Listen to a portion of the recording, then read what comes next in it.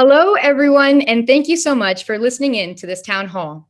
My name is Simran Kaur Malhotra, and I am the health data reporter here at the Red and Black, and I will be the one moderating today's COVID-19 and the community town hall.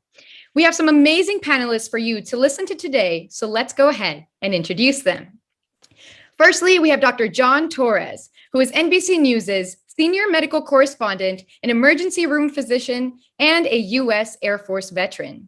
Throughout his career, he has made numerous humanitarian trips to Central and South America, providing medical care to children in need. Utilizing his combined medical and military experience, Dr. Torres teaches NATO Special Forces today. He has also just launched a new book yesterday called Dr. Disaster's Guide to Surviving Everything, essential advice for any situation life throws. So make sure you check it out. Also, we have Dr. Jason Smith, an experienced chief medical officer with deep roots in Georgia, who joined St. Mary's healthcare system recently as the system's new CMO. Dr. Smith returned to Georgia from Marshfield Medical Center in Beaver Dam, Wisconsin, where he served as CMO from 2016 until now. Additionally, we have Paige Cummings. Paige Cummings is the executive director of Athens Nurses Clinic, a nonprofit health clinic for uninsured residents of Athens and the surrounding counties. She graduated from the Medical College of Georgia School of Nursing and entered the Navy Nurse Corps, and Paige has also worked with the Red Cross Blood Services. Last, but certainly not the least, we have Professor Sabriya Rice. Professor Rice directs a professional master's degree program at the University of Georgia that prepares students to cover health and medicine. Professor Rice has worked as a health and medical journalist at organizations such as CNN, National Geographic, and the Dallas Morning News. Ms. Rice has also served as Director of Media Relations at the American Cancer Society and is a current board member for the Association of Healthcare Journalists. So those are all of our amazing panelists. Thank you all so much for being here. I really appreciate you taking out the time to not only answer our community's questions, but even serve as role models to some of our STEM and journalism students here at the University of Georgia. So, how will this panel work? Well, a question will be presented to a specific panelist, and then they will answer the question. After they've answered the question, a discussion where I will ask branching questions will start, where anyone can add what they're thinking, what they've experienced, or on the basis of their experience, just their 2 cents. So I encourage that when a question is asked to someone specific, that the other panelists also think and have something to talk about related to the question to engage in the discussion afterwards. The discussions will last about 5 to 7 minutes between each main question. Now, the audience will also be able to ask questions through the YouTube live stream chat or via our social media. Our social media channels are listed in the live chat on YouTube. So the first half of this town hall will be our questions to the panelists, and then we will ask questions from the audience. We won't be able to get to all of your questions, so if you have a question that you'd like answered and we don't get to it, you can email me or DM me on my social media. So without further ado, let's get started. I will ask our first question to Dr. John Torres. Dr. Torres, how difficult has it been to report reliable information, given how much even medical officials have had to learn about COVID-19? And looking back, is there anything you would have changed about your coverage, particularly at the beginning of the pandemic last January, March? Please go ahead.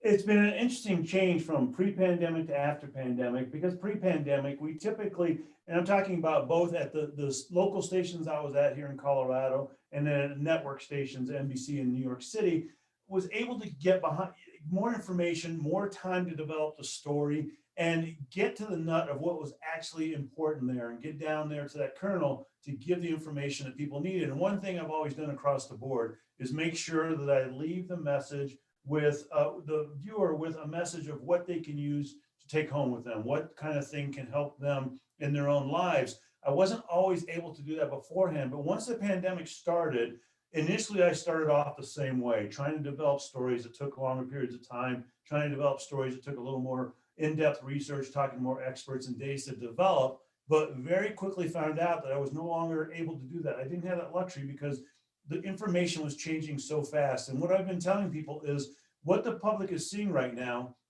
is typically what happens behind the curtain, behind closed doors. Science usually takes place over years and decades, and that information slowly comes out once results are given. Here, we're watching science in real time. So my job evolved to making sure that people understood what that was, and also making sure that people understood that just because a piece of information came out doesn't mean that that's the final information, doesn't mean it's going to be the most accurate information, and doesn't even mean it's information that they necessarily need to know. But one of my mandates early on became making sure that what I talked about was scientifically sound, and making sure that I gave people information that they could use, news they could use to keep them, and as I always say, themselves, their family, their loved ones, their community as safe as possible during the pandemic, and get through it as quickly as possible. So what that meant was expanding my network of who I had that I was able to call, of the experts I could call. And part of that were experts I used behind the scenes to just get information from, and saying, you know, I've heard this study, this result came out, what does it mean in the context of the overall pandemic?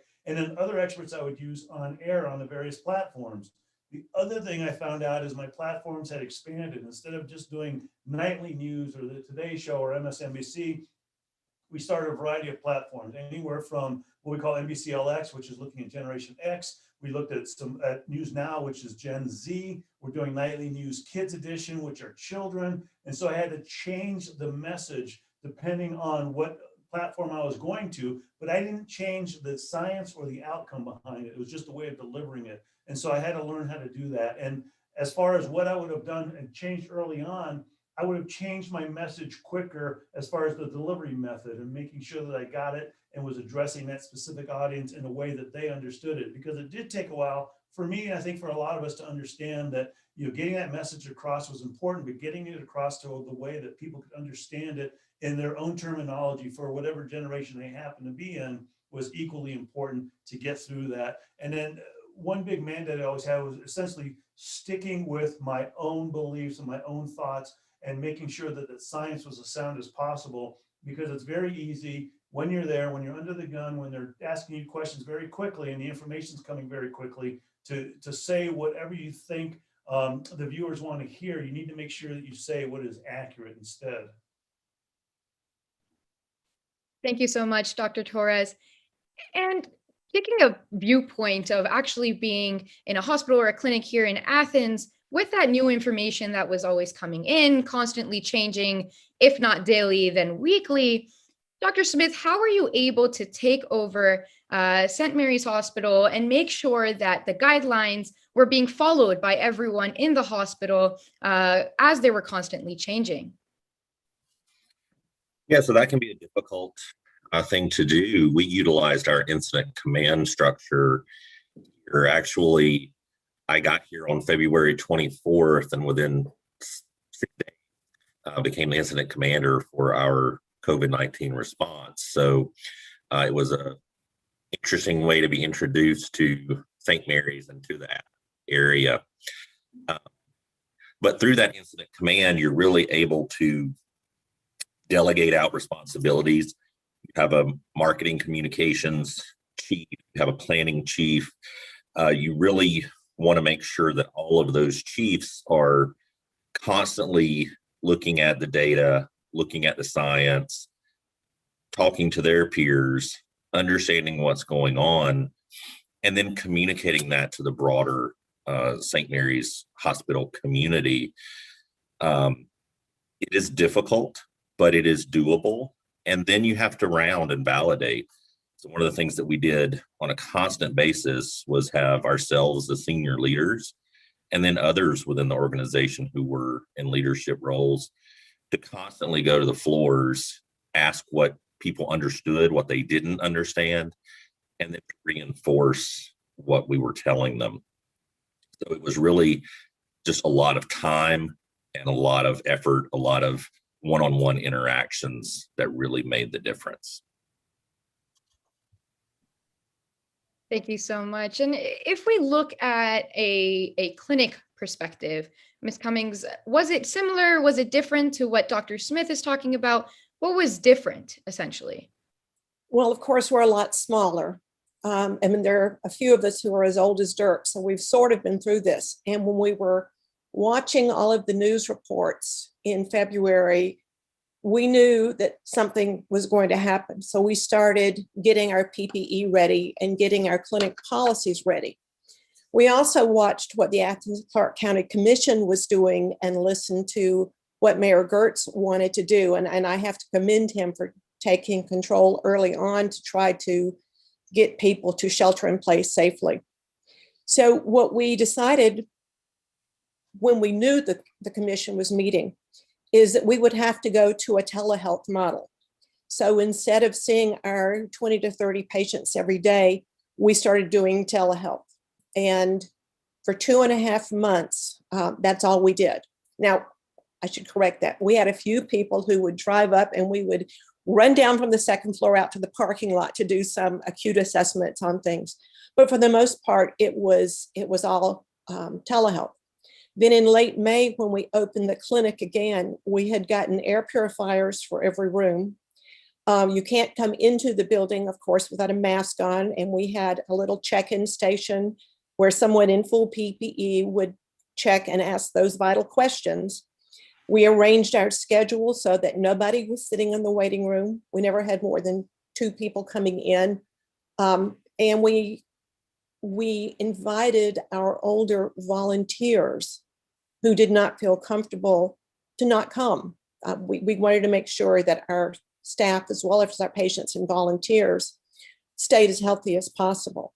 So about late May, we started back up. We're still seeing patients. We're open Monday, Tuesday, and Wednesday every day. Everything is free. I would say that at least 2 patients every day tell us that they either had COVID or had tested positive but didn't know they had had COVID, or they have a close friend or family member. And so we still keep watching. We test all of our clients who are willing to go through it for COVID.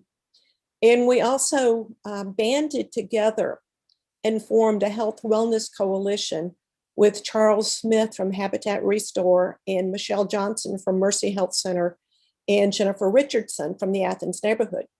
And Charles got a CARE Act grant that got us a truck loaded with supplies. And we set up to go out into the community.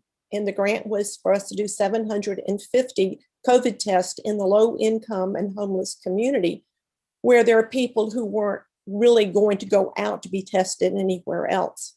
And so Charles worked with Family Connections and with the 16 Prosperity team leaders, and we ended up doing 1,750 COVID tests on the low income and indigent communities.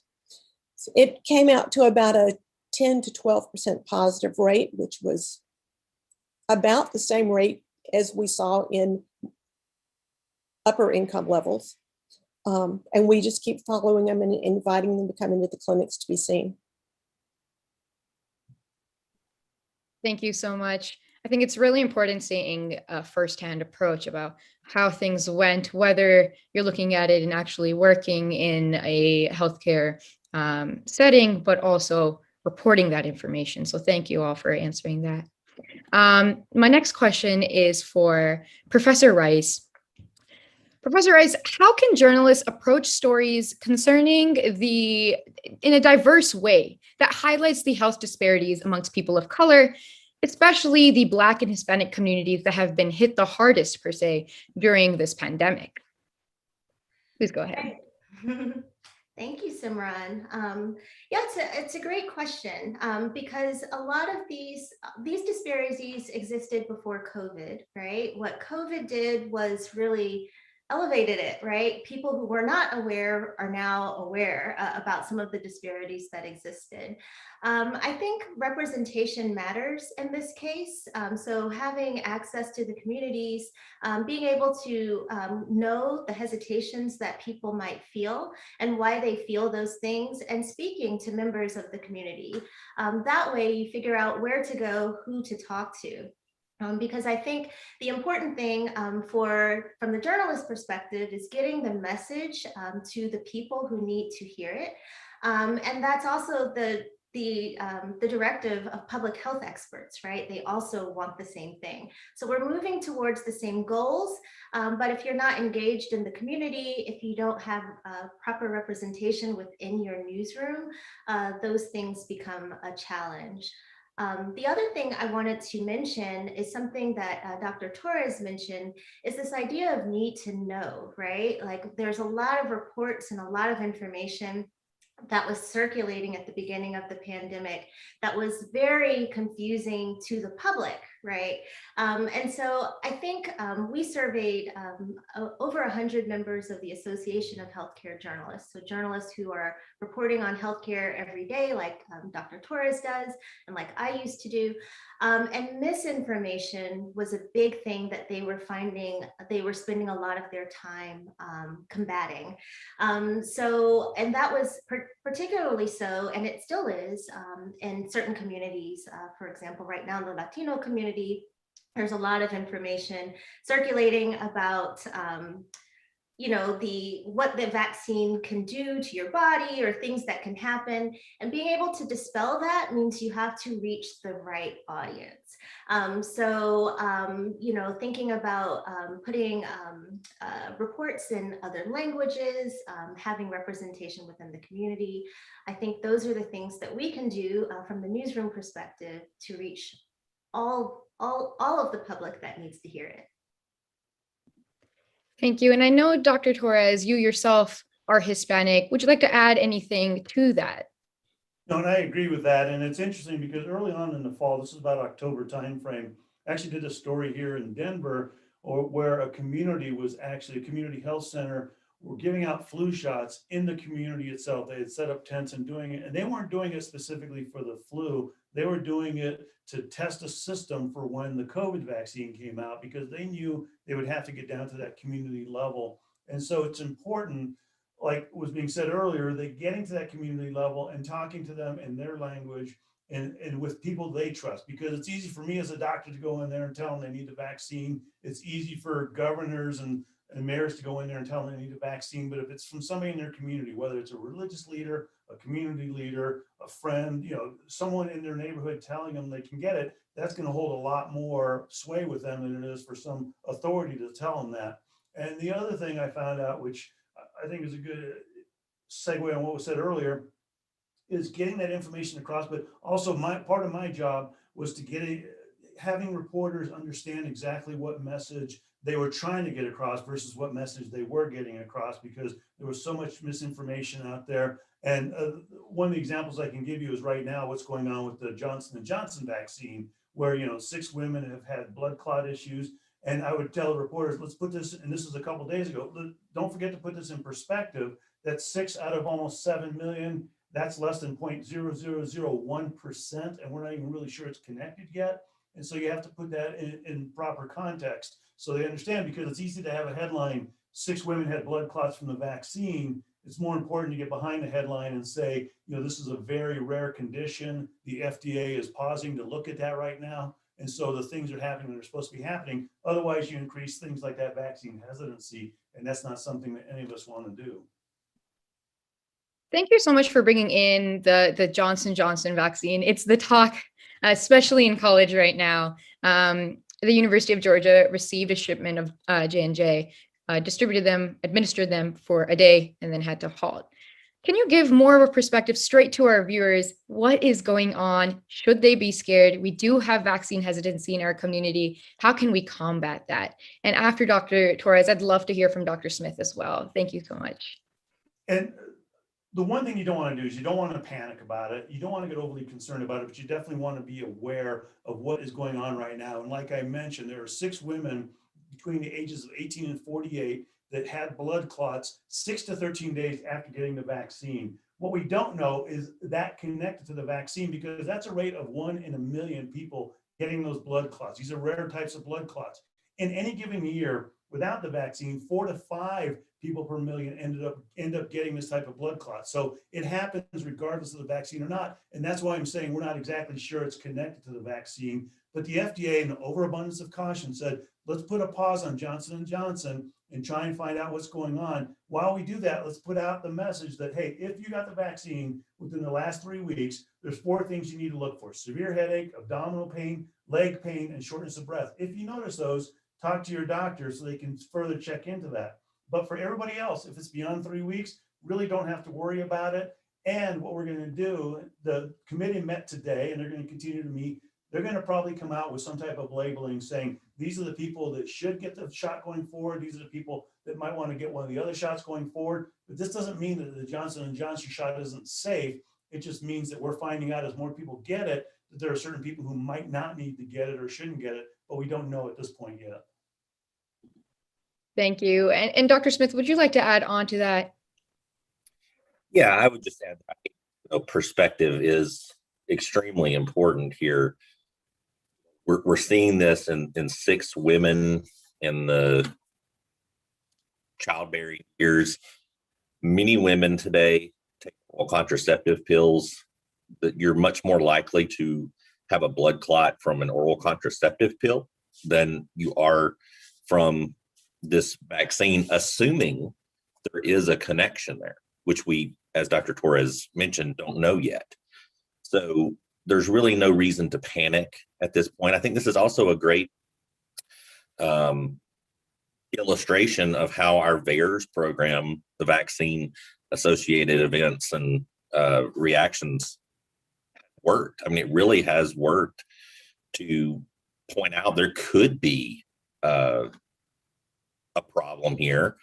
And so it really should give the public a lot better sense that we're really taking all of this seriously. It's not been just rolled out and forgotten about. If there are adverse events, the VAERS program will identify those and we'll be able to take care of that. So I really think things are going very well. As Dr. Torres mentioned, we may wind up with a system where women in these age groups or potentially with other risk factors may be recommended to get another vaccination versus getting the Johnson & Johnson. But I have no vaccine hesitancy. I've gotten it. My wife is getting it. I recommend everybody who can safely take it receive it. Thank you. That is awesome to hear. Hopefully the majority of our community has been vaccinated, especially University of Georgia is making grand efforts to do that. Our next question is to Ms. Cummings. Ms. Cummings, going back, what has been the mental health impact of the past year on your staff in the clinic? There were lots of efforts to celebrate frontline workers early, but 12 months later, they're still on the front lines. And we're getting tired. We're like all the other frontline workers. It becomes physically and sometimes emotionally exhausting. We don't want to take anything home to our families. Luckily, we've all been vaccinated, but for the first 10 months, 11 months, we weren't. And there was a great deal of concern. We have some who have small children, some who have teenagers, and some of us had, like I said, we're older and not always the healthiest of spouses. So as it continues, I think we're going to see more and more health care workers becoming stressed and depressed if they aren't already. But we're seeing, we hope, a turn for the better, which would make everyone feel a sense of relief. I think when we walked out of the health department the Monday after they started giving vaccinations, and we had like the first 12 appointments, we walked out and had a big sigh of relief because at least we knew that we couldn't take it home to our families. And we stayed in our own bubble anyway. But that doesn't mean you don't worry that something could happen. And just a follow-up question for you, Ms. Cummings. Currently, has there been backlogs in vaccine supply at Athens Nurses Clinic, or have you been able to efficiently put supply in arms as distribution has grown? Well, let's talk about the vaccine hesitancy. The Nurses Clinic is 65% Black and Hispanic. And luckily, our patients know us and trust us because they started out flat out refusing to get vaccinated. And we, even though the clinic and several of the staff are GRIT certified, we found it easier to go to the 2 primary pharmacies that serve the clinic and have our patients, when they go by to pick up their medications, we made appointments for them to get vaccinated. So we are slowly able to work through our clients, but it's taking a lot of convincing. Like with a lot of our minorities, they don't always trust vaccinations in the system. Luckily, they trust us enough to be willing to listen and agree to do it. Thank you. And Dr. Smith, have you experienced the same thing for St. Mary's Hospital? Has it been different? So we've not had any backlogs of vaccine. As soon as those vaccines come in, they pretty much get put in arms. Our biggest issue has just been with supply. So of course, the state of Georgia has issues getting vaccines in, and we have issues getting it from the state of Georgia. But as soon as those come in, we're putting them right back out into arms. We have not had the supply that we wish we could have had in order to vaccinate all of our patients who are associated with our clinic structure and that sort of thing. But we have opened our clinic to everyone 16 and above, whether they're associated with St. Mary's or not. Thank you so much. It's always nice seeing a firsthand approach again, as I was saying. Our next question is for Professor Rice. So what we're looking at here is a lot of politics in this pandemic. What changes have you noticed in public perception of news media in regards to the politics of this pandemic? Yeah, we're really struggling right now with trust. That's not just because of the pandemic. I mean, newsrooms are shrinking. It's getting harder to get the information out that needs to get out. And that means people are working twice as hard with less resources. And so I think, there's a lot that can be done. I support local journalists, and if you're out there watching, please support your local newsroom. They need you in terms of covering these things. For me, looking at it, covering healthcare over several years, something interesting that happened during the pandemic is just how political it became. I mean, this happened in the middle of an election year while there were nationwide protests about race and injustice. And a lot of the communication in the beginning, especially about the details of the pandemic and COVID-19 and those kinds of things, were coming from politicians. And it was really hard to get information from the experts at the CDC and other places. So I think that exasperated the issue a bit more. And that's something new that I've seen during this pandemic, mainly the politicization of the disease, of its spread, and how the information got to the public. Thank you. And Dr. Torres, would you like to add on to that? I agree completely. And that was one of the issues I had to contend with at the beginning of this, because initially it started off with science, but quickly within weeks it delved into politics and where did it start? Why did it start there? What do we need to do? And who's at fault? And one of the things I always try to do, and this is one of the things that here at NBC, we have a medical health unit, and we have health reporters in that unit who are very good and very knowledgeable about medicine and health in general. And so they tend to be the ones that other reporters and anchors look towards for information, for accurate information. And one of the things we always talked about is that as a unit ourselves, we decided we're going to be above the political fray. We're going to rely on science. And so every time, and this is the way reporters and anchors work, this is how they do, and it's just a different mindset. Doesn't mean it's right or wrong, it's just a different way of looking at things, is they would try to ask the political type questions, particularly, if somebody had done this, would we be in a better position now, with that type of thing? And my answer would always be, listen, I'm looking at the science, and the science says we need to do it this way.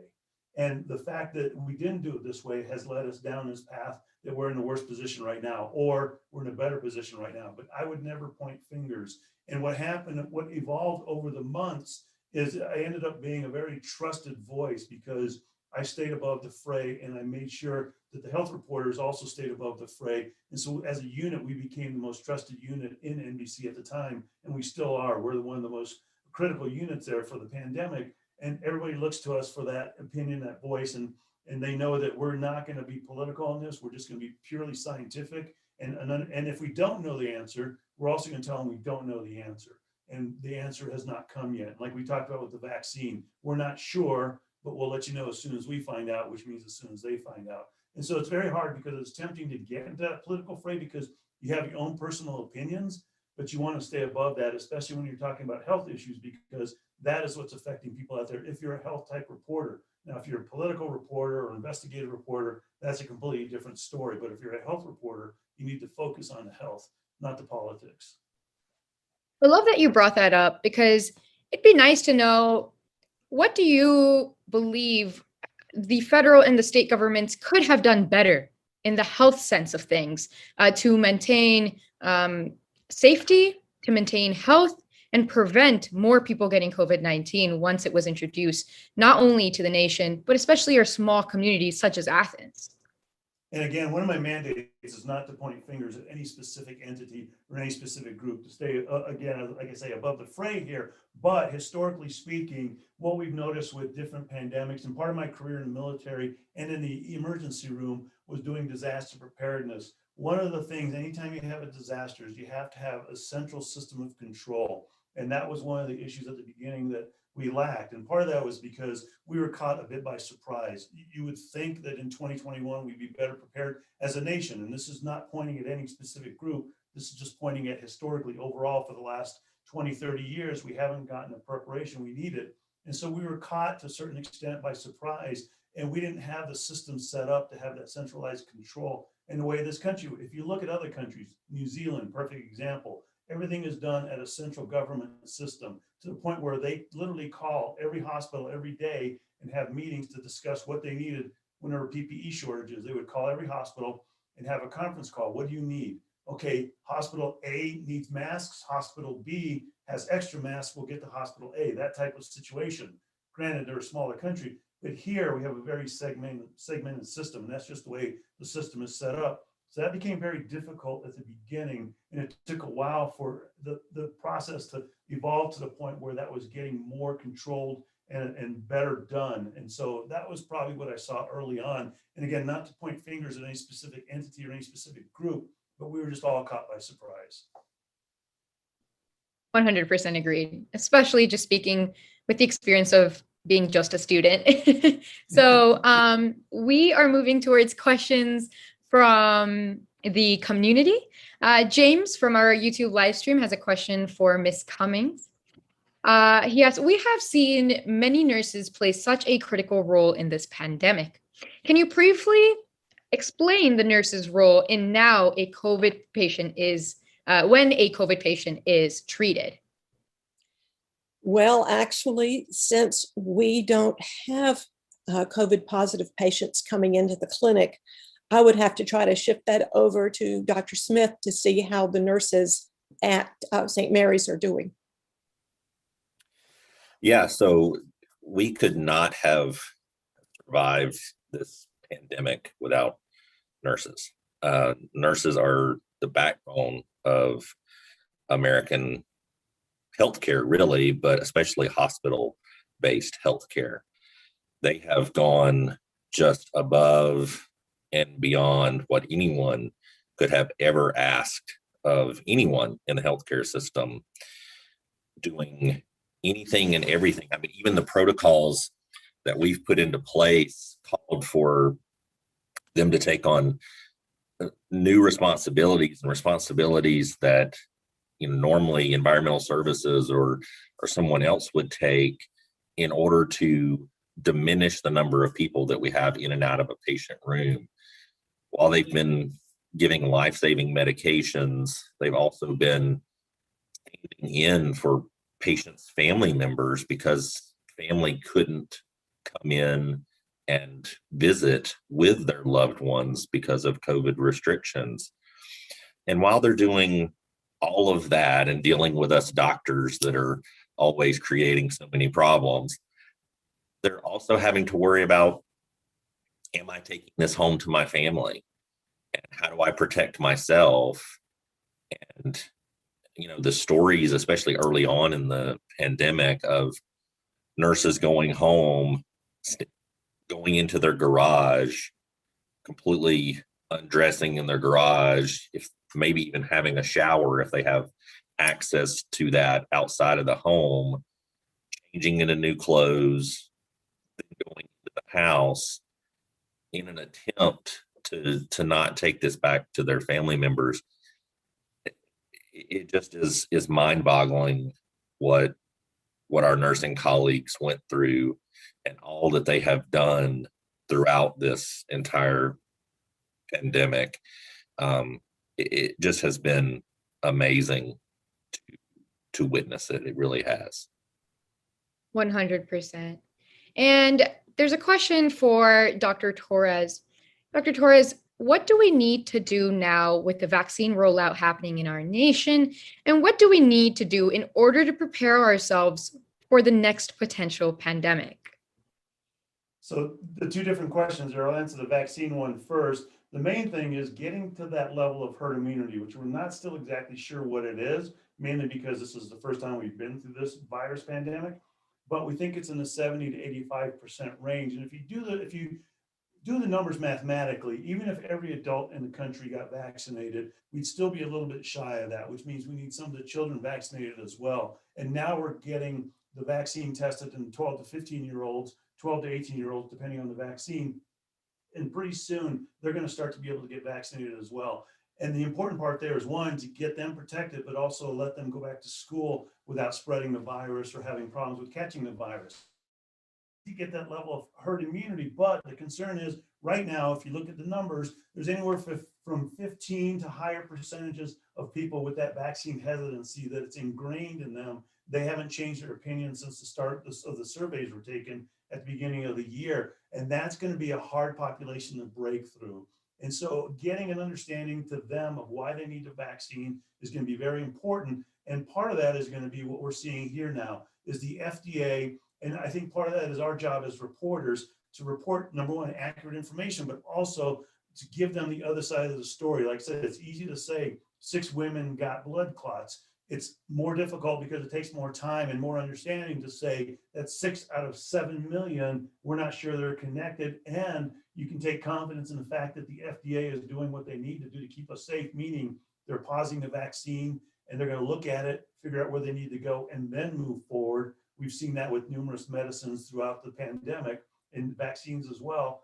But as far as pandemics going forward, my whole career has been working on disaster preparedness, both in the military and in the emergency room. And one thing you find out is people get very excited about it. They put in a lot of money and effort into it for the first couple of years after something like this, any disaster, including a pandemic, but we also have very short memories. And that pot of money you use to have that disaster preparedness in place is very tempting for people to use for other things. And so keeping that going forward, I think for the next couple of years, that'll be easy to do because memory will serve us for the pandemic. But after that, remember, so far these pandemics, as large as this one is, have been 100-year events. More than likely, estimates are these will be closer and closer together. But as time goes on, it's going to be more and more tempting to take that money and use it for something else. Less preparedness will be there. So it's going to be hard to keep that momentum going, but it's going to be important to keep that momentum going. 100%. And that's why we have such amazing nurses and doctors in our community to keep it going. Our next question is for Professor Rice. Professor Rice, how has the pandemic shifted the line between ethics and morality in journalistic reporting? Ooh, well, that's tough. I think as journalists, we aim to uphold high ethics in our reporting. We have a code of ethics that we try to follow. I think in terms of the pandemic, as Dr. Torres mentioned previously, things were just happening so rapidly, and a lot of people are not trained to cover healthcare and science, which is partly what my role is to do. So to avoid crossing those lines, right? As Dr. Torres mentioned, reporting what you know, right? And not falling for the press release with the exciting headline. That's really hard to do when you're new to the beat, and everyone was new to the beat this year, or like there are significantly more people on the healthcare beat than in the past.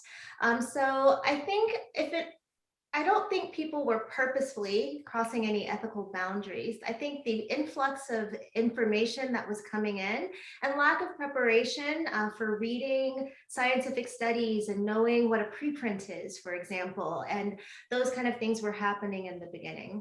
So I think from a journalistic perspective, I think healthcare crosses every other beat.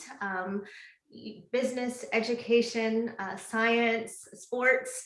And so having someone trained locally in your newsroom who knows some basics, right, I think could be very helpful. Thank you so much. Our next question is from our publisher, Rebecca. She's great. It's for Dr. Smith. Some colleges and universities are requiring vaccines for the fall. University of Georgia has not commented on that yet. They're actually asking us not to anticipate that the Board of Regents will make it mandatory.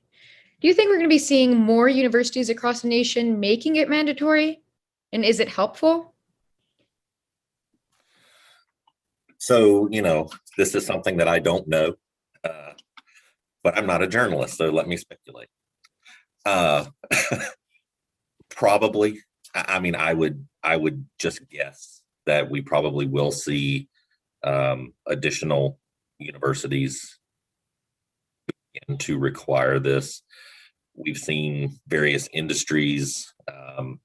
My wife happens to be a travel agent, and we're seeing the cruise industry that's going towards mandatory vaccination in order for you to start cruising in the near future. There's been at least one hospital system in Texas that is requiring that their employees become vaccinated.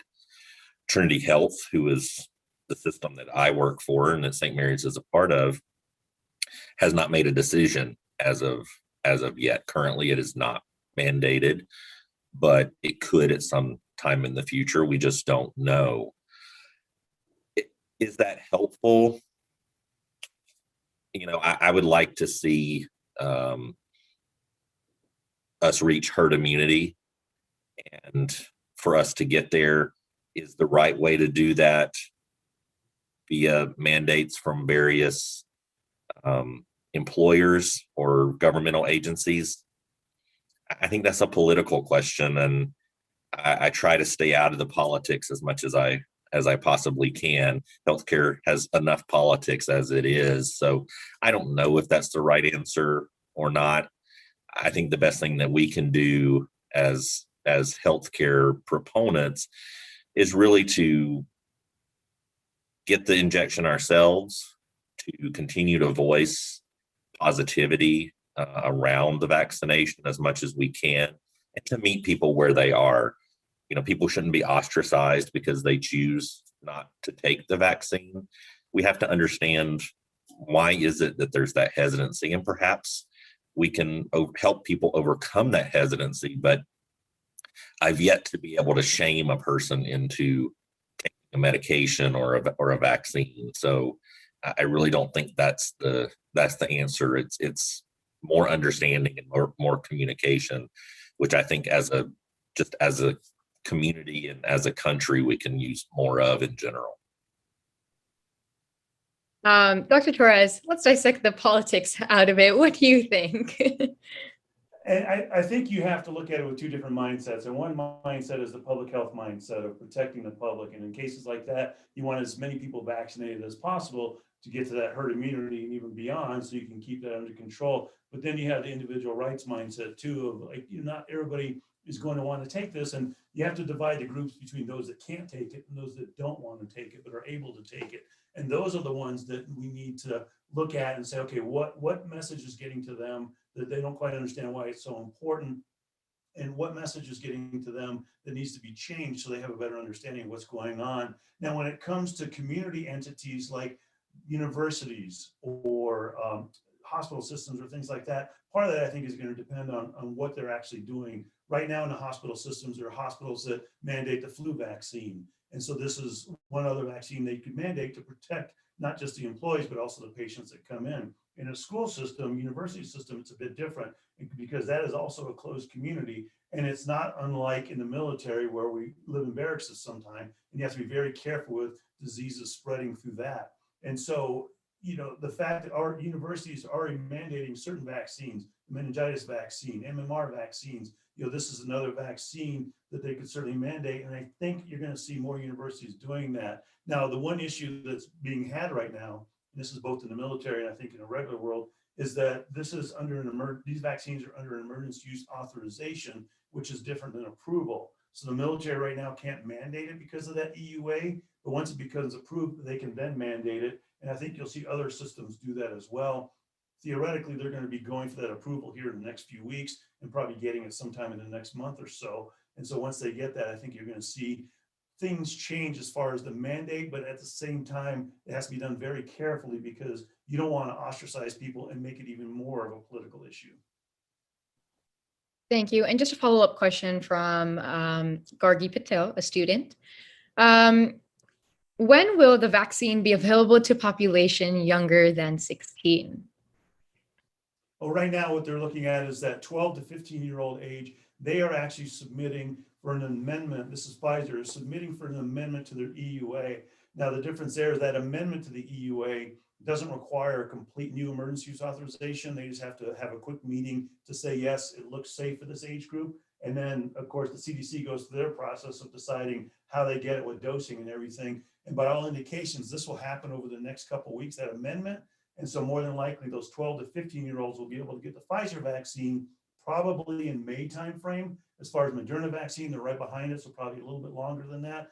Johnson & Johnson, it's anybody's guess as to right now because of some of the concerns that are going on at this point.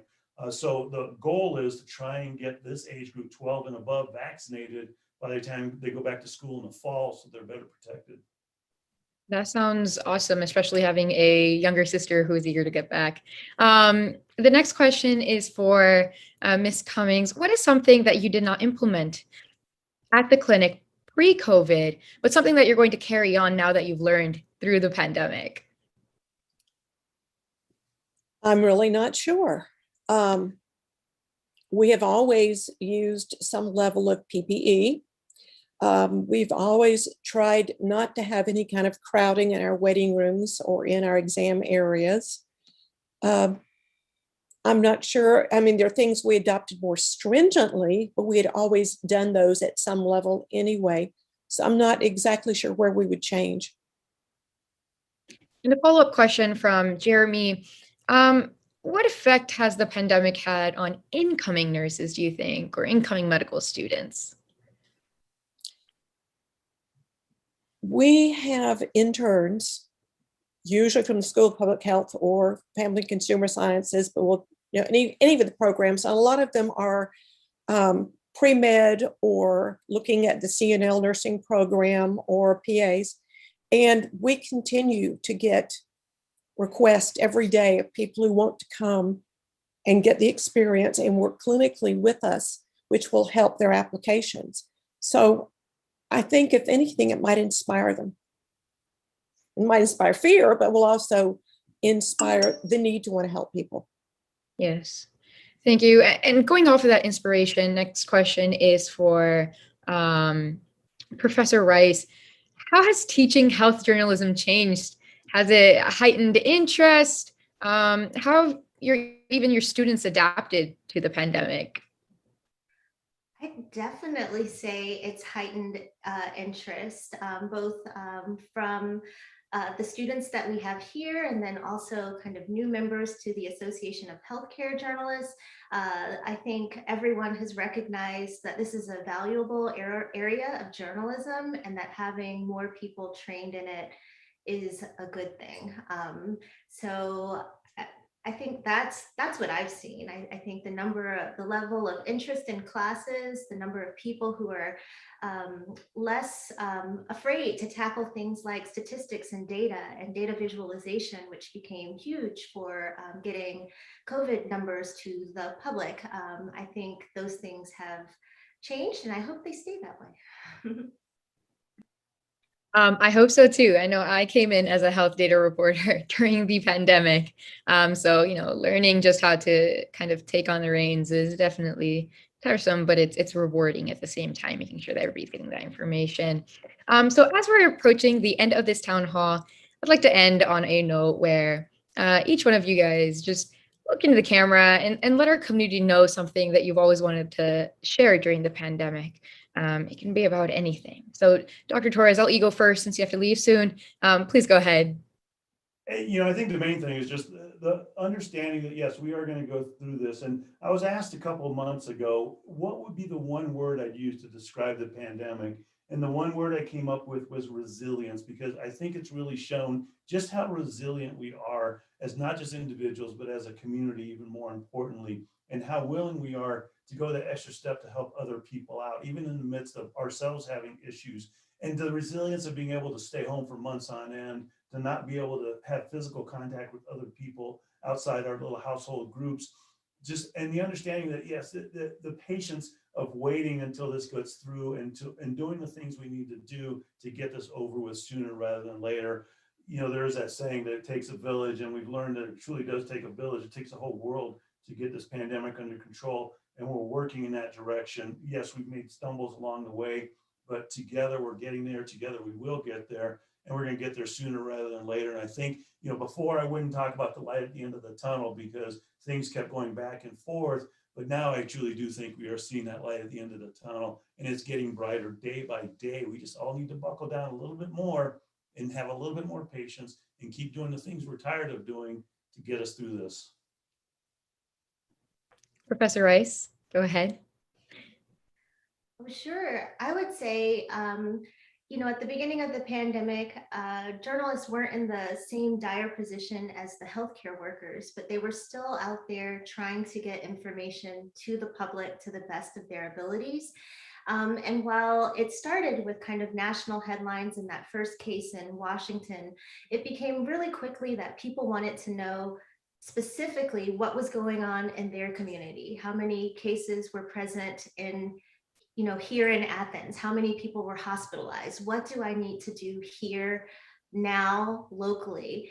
And having local journalists is really critical to being able to get that information and being able to support our communities.